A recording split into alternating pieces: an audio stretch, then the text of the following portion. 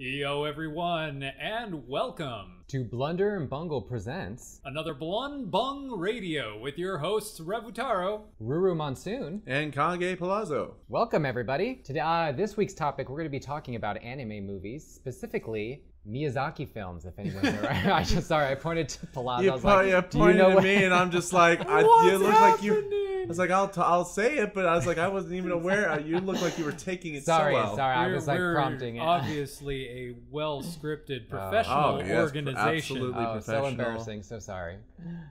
I left my script at home. This is totally my bad. That's all right. But well, no, this week we are talking about Miyazaki films, specifically regarding anime films. Well, because that's like a, that's a. I think that's a. Are there non-anime Miyazaki films? No. Wait, yes, there is. Did he do a music video? We just saw that, we just saw an animated music video, but but I mean, it still funds. He does do other things, but he's well known for the animation studio. Yes. Yeah, so there's not a whole lot of studios that focus solely on making full-featured films versus TV series, and I think that was what drew this in for us to be the topic for today. That this is. Everything he does is in its own self-contained universe, and a lot of it actually has a lot of Western influences. Yeah, just like Howl's Moving Castle is based on a book series. Oh yes. And Rue, I'm looking at you because I'm like, you know who wrote it? Maybe I have read the book. Yes. Do I recall who wrote it? No. But yes, yes. But yes. It is. Of course, it is based on a book. It's actually a book series, and thankfully, right now, Revu is Googling because the power of Google is amazing. But I wish I could say that's how I came across the movie, but I actually watched the movie before I read the book. So the author is who? Written by Diana Wynne Jones and Leslie Sims. That does not sound familiar at all, but if that's what it's saying, then we were going to take your word for it. Yes, we are. But yeah, but don't take my word for it. Let's trust the memory alpha of Google. Okay, but yeah, like that. Actually, if you guys have not read the book series, it's Howl's Moving Castle. I think it's a series of like 2 or 3 books, but there's many books that take place in that universe. But Howl's Moving Castle specifically is my favorite book, and actually my favorite Miyazaki film, to be perfectly honest. It wasn't even my first one. I think the first one I ever saw was maybe Kiki's Delivery Service. Yeah, I think Kiki's Delivery Service was our first Miyazaki film. Yes. So I will say that Howl's Moving Castle was the first anime movie I ever saw in theaters. Oh, okay. And that's and I came from a place that used to regularly have Dragon Ball Z movies in theaters. You just had to go across to another country in order to watch it, but that was still only like 15 minutes away, and I still never did it. But I saw Howl's Moving Castle at the Loft Cinema in Tucson, and it was such an experience that I was mesmerized by all of the details going on inside it. Like, this is my favorite thing about Howl's Moving Castle is just there's a main story going on, but if you're paying attention to all the little details and conversations happening in the background, you actually know pretty much everything that's coming long before it does. It's just really subtly thrown out there at people. It is. I think that's the reason why I like Miyazaki films so much, is because they're so detail oriented. And you're right. If you pay it, see, that's a Miyazaki film is you do have to watch it over and over again to catch all the little details that are in it. And with Howl's Moving Castle, especially, I think I watched it. I don't know. I've been kind of on a Miyazaki kick lately for some reason, and I did watch. I think it just last week. I can't remember, but my memory's not as good. But I did catch things that I had missed previously, and I've seen this movie like 50 times over the last 5 years alone. So it's always just an experience every time you watch one of his movies. So we know Howl's Moving Castle is Rue's favorite Miyazaki. How about Kage? Which is your favorite? I'm trying to think off the top of my head. And right now, the only thing that seems to come to mind that I actually enjoy watching quite a bit is Spirited Away. Oh, that's a good one. Yeah, I think that was the one that he got recognized in America the most. I think so too. He got I think that was even showing in Park Mall. It showed in Park Mall. I think you're right. I remember. Yeah. Oh God, we're letting everyone know we live in Tucson, everyone. Don't come knock on my door. Yeah, please don't come knocking on. That's that why door. if you're ever in Tucson, do check out the Loft. That is an experience all on its own. Mm-hmm. But So yeah, then you saw Spirited Away at the and by Park Mall. That is where all the major movies that come to town go to. And if I recall, like, was that the one that was first nominated for actual Academy Awards? I think so. I think so. Yeah, it was. I think they won too. I don't know. Somebody Google. I need to pull out Google again. Pull it out again. Spirited Away win an Oscar. You know, everybody, you don't come to this radio station for prepared people, do you? Because that's not what you're going to get if you participate in our podcast. The nice thing about Google is the moment you put Spirited Away, the first thing that comes up is win an Oscar. Oh, because that's what most people ask, probably. All of that, or Google's always listening to our conversations, which I'm fine with as well. No, we don't talk about that. We don't talk about that at all. We trust Google with. Oh wait, isn't YouTube a Google? Is it a Google platform? I love Google. And Google also loves Miyazaki. You've triggered Google. Oh yeah, my phone just went, okay, Google, please stop.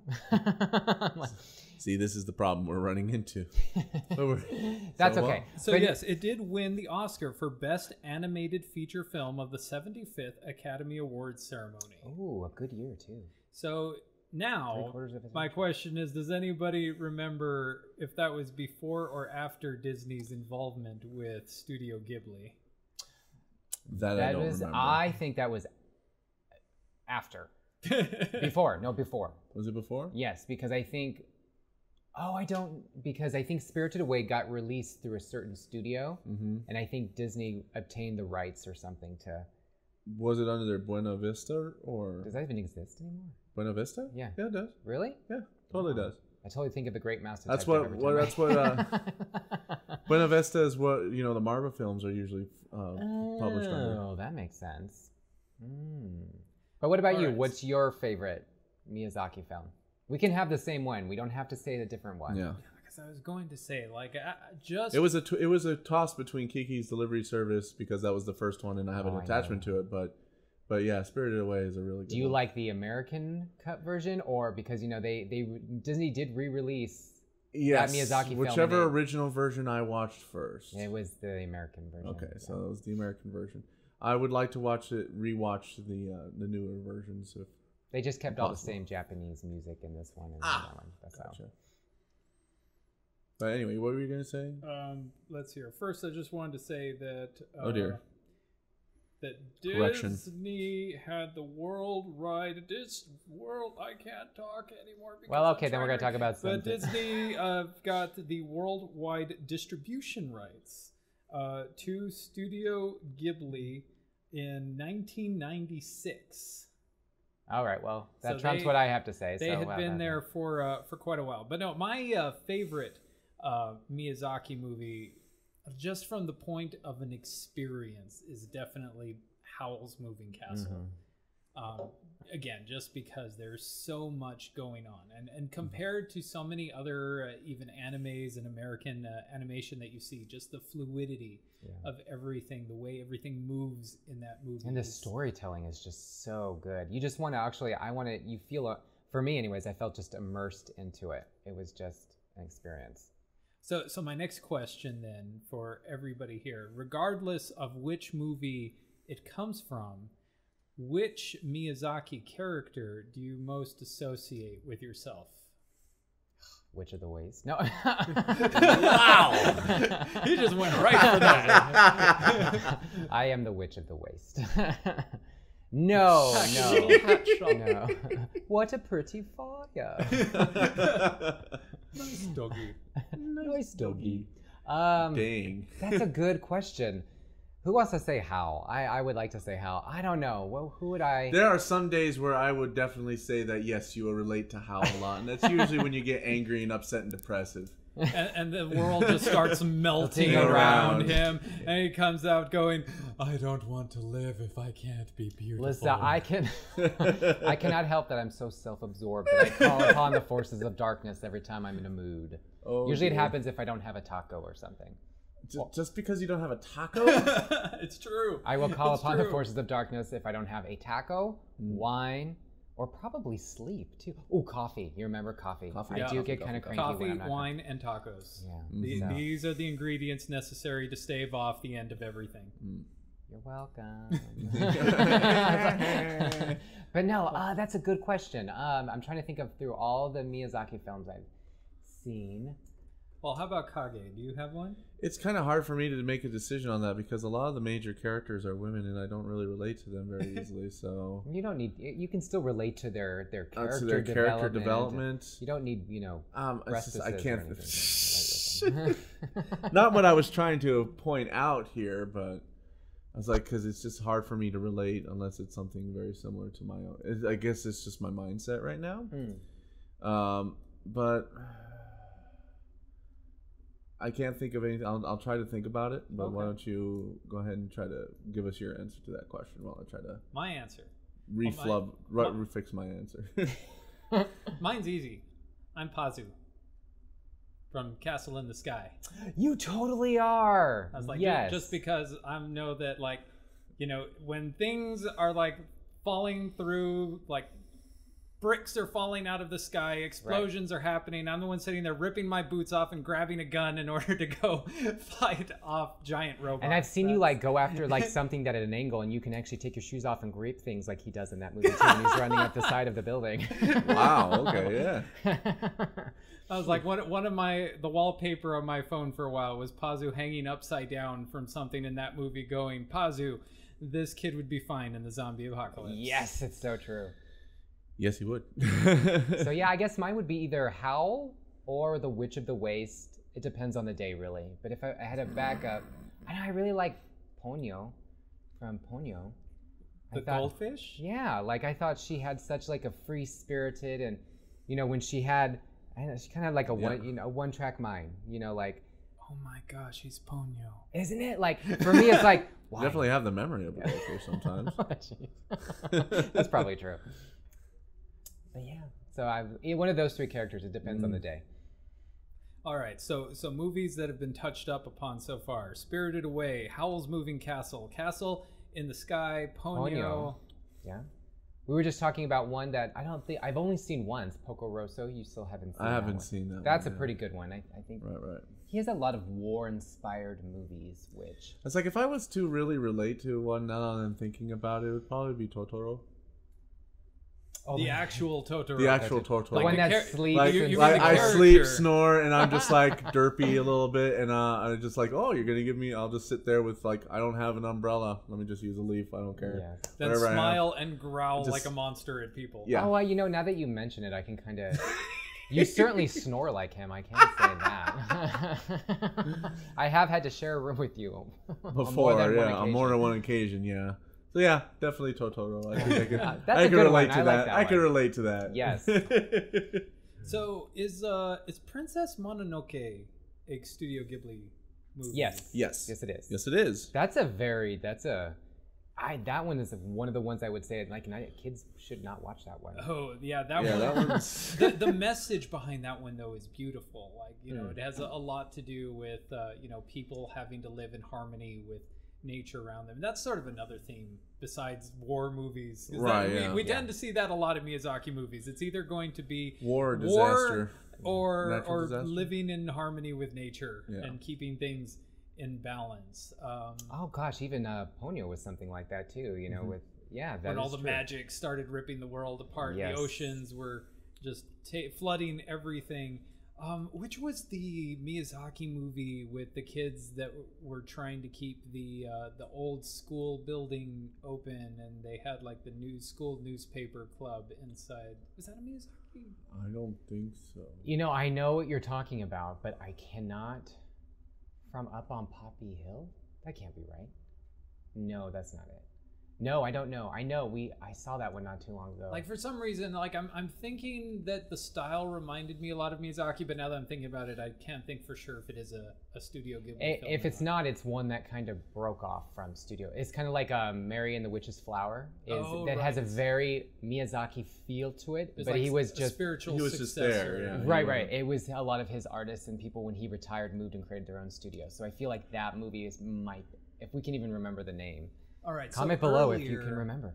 Earlier Miyazaki movie then that I can't think of the name to either was the one we watched not too long ago with the girl that would ride on the big moth thing and keep bugs away. Is that Nausicaa in the Wind? Oh yeah, yes, no, that was that's Valley Nausicaa of the Wind. Nausicaa Valley of Wind. Nausicaa in the Valley of the Wind. Yeah.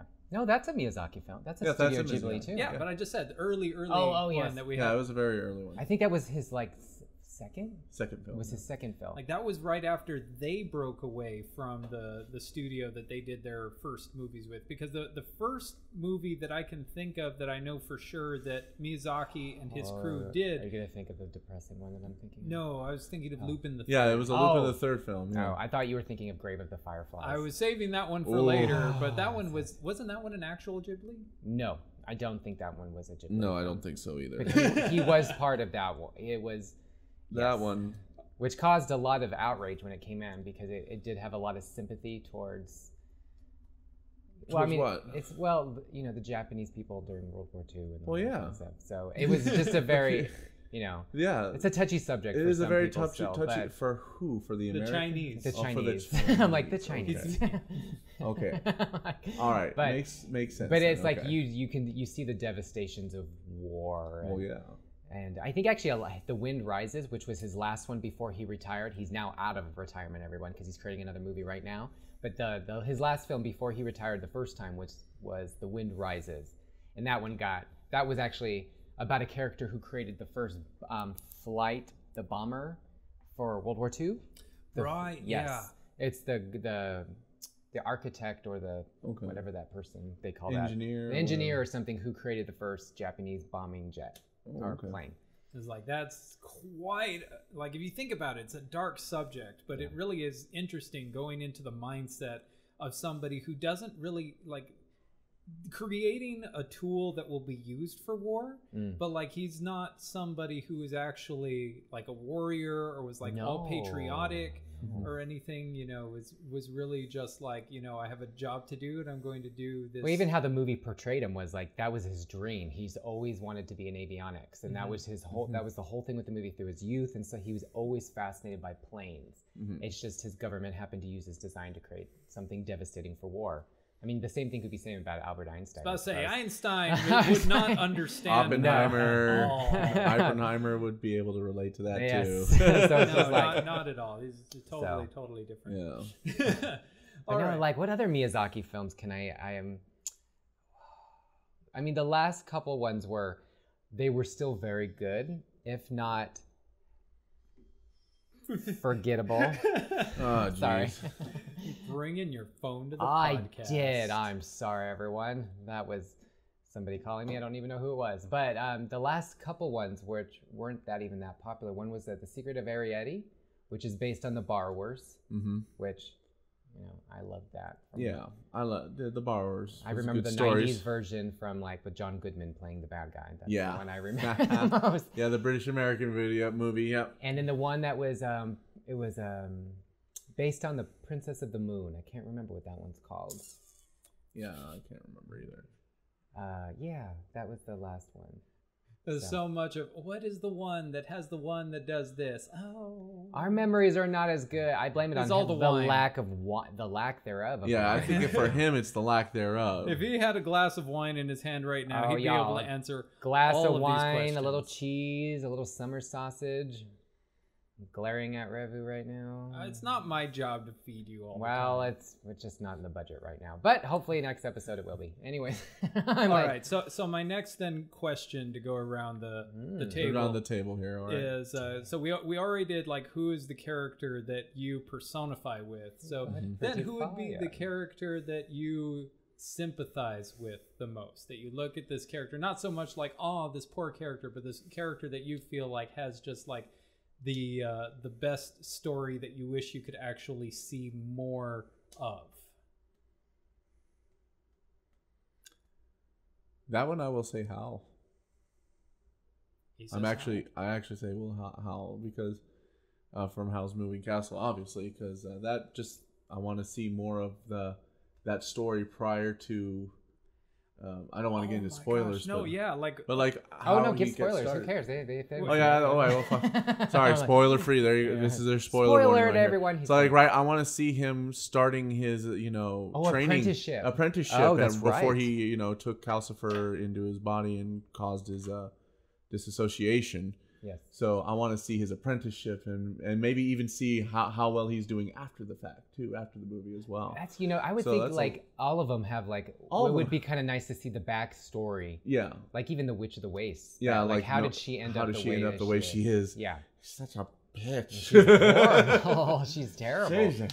God, read the book, everyone. She's even worse in the book, to be perfectly honest. But so one of the things that I know a lot of people don't know about the book, if all they've seen is the movie, is that in the book, the Witch of the Waste was the penultimate villain. she was. Yeah. She was. That she actually killed. What's the name of the other sorcerer? She didn't kill him. And yes, it was a him. It was a him. It was Solomon. Solomon. So yes, she was. Oh, I don't want to ruin the. Oh, who cares? Well, it's just that one part, because we're not going to say how she's defeated in the end. Yes. Oh my gosh, I've ruined it now. The witch is defeated. She is defeated at the end of the movie. I haven't actually read the book. I'm but just guessing. One would hope, no, that actually, the in good the guys book prevail. series. So what they do in the movie is, when anything they do in the movie is they just adapt it. They adapt it, and they have to cut it down for time and stuff. So they just molded together a bunch of characters, and that's what they did with the Witch of the Waste and what they did with Solomon and all that kind of stuff. So I definitely recommend it. The movie is fantastic. And usually when you read the book, you're like, wow, that movie's crap. I did not think that at all. I just thought it was a different, take. A different take, yes. Different take, different adaptation. I like that word. Say that word again. Adaptation. I like it. That is just a different... Adaptation. Thank you. I can't say it. Big words. Big words. Sure, you haven't been drinking today. Not yet. I feel so sober right now, and I feel very depressed. It's been about almost 24 hours. So, what about you, though? As far as what character you would like to see more of? So I was laughing when you said Howl, because the character that was the first one that sprung to my mind when I asked that question was Calcifer. Calcifer, yeah. I was thinking of Calcifer as well, but I was just like, you know what? It's like, as much as I would like to know more about Calcifer, I would definitely want to know about Howl too. Because I was like, I just like anything that delves more into like otherworldly characters. That might just be because I'm weird, but like the concept of following around otherworldly a character, to get the story of a character that's really not human and try to either personify or humanize them in some way to get more story on them, especially someone with as much personality. That's Calcifer, Calcifer. See, I was thinking that the person whose character you said Howl, and then I mentioned the Witch of the Waste. Oh God, sorry. Every podcast, I gotta do a little burp. Anyways, I like, and I can't recall his name, Ponyo's dad in Ponyo, because he was clearly human. Liam Neeson, yes. So we'll just say Liam Neeson. Yeah, it's Liam Neeson's character. Liam Neeson's character. He clearly was human before he was this wizardy character that obviously mated with a goddess and birthed goldfish. So that's how that works. Yes. That's how it worked. I want to know his backstory to see when a human and a sea goddess love each other very much, they pop out hundreds of goldfish eggs. Smile. You goldfishing. Oh, I'm hungry now. But no, that's the backstory, I think. That and the Witch of the Waste. I think she's a fascinating character. Well, we know then, just from experience in playing villainous, that you've got a thing for almost all villains from any Disney movie. It's true. It's true. So in that case, how do you feel that Miyazaki villains compare to Disney villains? I think they have more backstory and you sympathize with them a little more. Like in complex. Disney, they're not two-dimensional. Absolutely. Like in Disney, it's like, Maleficent is very two-dimensional. She's just being a bitch and she put a curse on a kid. Like Howl's Moving Castle, The Witch of the Waste, there's a reason why she's being a cranky, bitch. Well, I mean, in the end, though, as far as we know from like Disney, and maybe it's because they retconned it and did this afterwards, that they're like, Maleficent's heart was broken. I guess we can't really go that route since that wasn't in the original movie. That wasn't in the original. No. She was just considered a dark fairy, I think. Was she even a fairy in that? In the original? In the Sleeping original, Beauty? no, they never mentioned her as a fairy. She was just she was just a force of evil. The evil Maleficent. Yeah, they didn't really say if she was a dark fairy or anything. Which is a shame. I think I mean, it was a movie of its time, I'm sure. But it's like, no, it's just even like Miyazaki. I think the original story had whichever character was Maleficent, which was probably just an unnamed evil fairy, probably was just an evil dark fairy. And then in Nausicaa Valley of the Wind, the only person I can really say for sure was like the villain would have been that one general lady from the opposing army. The princess. Yeah, she was a princess from another kingdom. See, I took it in that movie that the real enemy in that was just humans and human nature. That's how I took that. I forgot who is the bad guy in Castle in the Wind that Mark Hamill played. Castle in the Sky. Yeah, so it was the opposing. It was a gentleman who.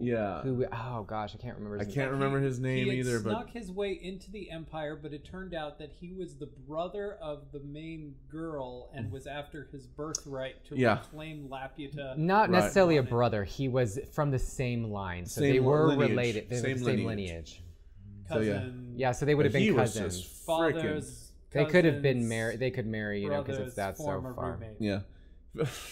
Not roommate, but yeah, he was devious as hell. He was full on. He allied himself with like a whole empire just to get to a girl that could be his ignition key to turn a giant laser on. I mean, that was his plan, right? That was his plan. So it was Colonel Muska. Muska, that's it.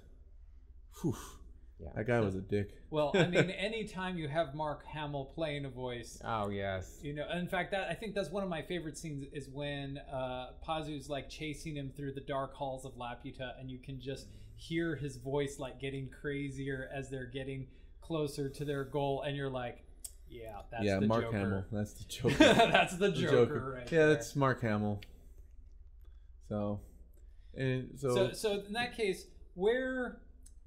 We've brought up a whole lot of movies about movies, but what would be like everybody's top three then? It sounded like we had like the Howl's Moving Castle is basically on everybody's list. So besides Howl's Moving Castle, let's make a different, you know.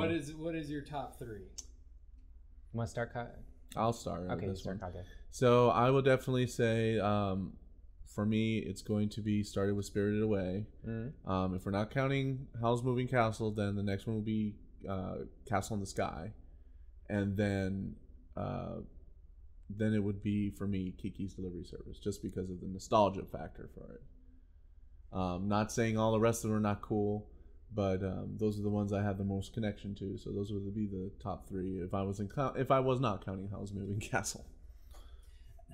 And I would definitely agree that that right after Howl's Moving Castle, Castle in the Sky, then is my favorite right after that.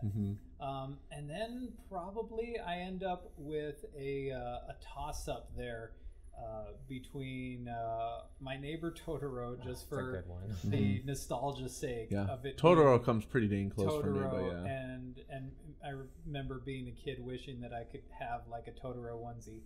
And then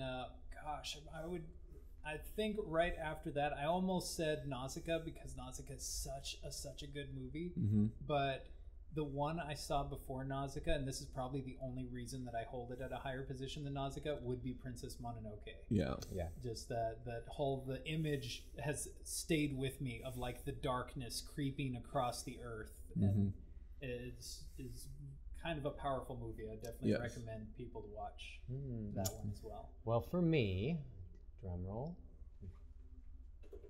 Okay, hopefully that picked up on the podcast. Okay, it would have to be. I love Nausicaa Valley of the Wind. I just like the whole idea of humans being evil and their own worst enemy in the long run. Which is very true. It is true. Followed by, I do really like Castle in the Sky. I mean, the idea of a floating kingdom has always appealed to me, and in a lot of games I've played, and my own, like, I don't know. Lunar. Lunar, everybody. Everyone loves a vein. Yeah, so I really like that one. And then my last one would have to be Ponyo. I like Ponyo. I think it's just simplistic of a child falling in love with another kid and decides to destroy the whole world in the process just to make it happen. Aw, And that's I think love. that's love right there. everyone. And that's human love. Yes. I will kill you to death. So basically what everyone listening can take from this broadcast is that if you're here because you liked Howl's Moving Castle, why have you not yet watched Castle in the Sky? Yeah. There you go, everybody. Yeah, watch Castle in the Sky.